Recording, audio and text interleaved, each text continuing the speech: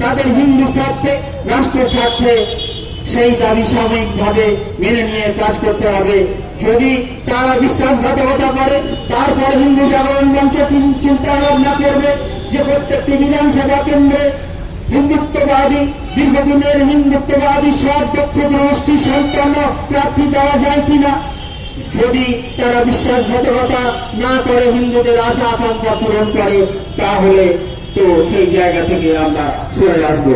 হিন্দু জাগরণ মঞ্চ কোন রাজনৈতিক দল নয়, ভোটে লড়ে না, প্রার্থী দেয় না, কোন রাজনৈতিক মিটিং মিছিল করে না, যা করে হিন্দু স্বার্থে রাষ্ট্র স্বার্থে। তাই হিন্দু জাগরণ মঞ্চের রাষ্ট্ররক্ষকরা তন মন ধন দিয়ে যে সংগঠন গড়ে চলেছে,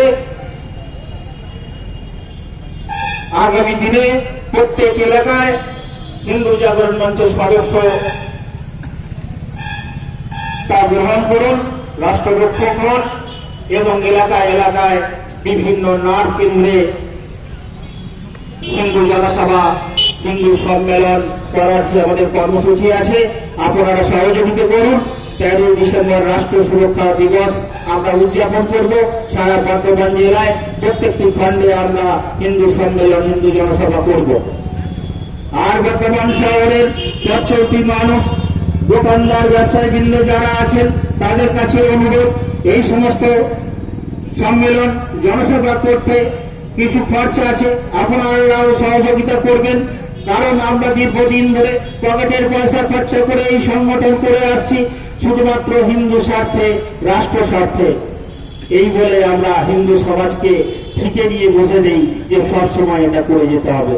তাই আপনাদেরকে এগিয়ে আসতে হবে। আপনারা বিভিন্ন উৎসবে কোটি কোটি টাকা খরচা করেন মন মাংস খেয়ে। তাই আজকাল বেশি কথা বলবো না, অন্যান্য বক্তারা আছেন তারা সংক্ষিপ্ত আকারে বক্তব্য তুলে ধরবেন এবং বাংলাদেশ ও পাকিস্তানি হিন্দুদের উপর যে লাগাতার অত্যাচার চলছে এবং পশ্চিমবঙ্গের যে সমস্ত সন্ত্রাসবাদী কার্যকলাপ চলছে বর্তমানবাসীকে সচেতন করার জন্য বক্তব্য রাখবেন। এখন হিন্দু জাগরণ মঞ্চের বীরাঙ্গনা বাহিনী প্রমুখ সম্মানীয় সম্পাদ দাস সাহা মহাশয় বক্তব্য রাখবেন।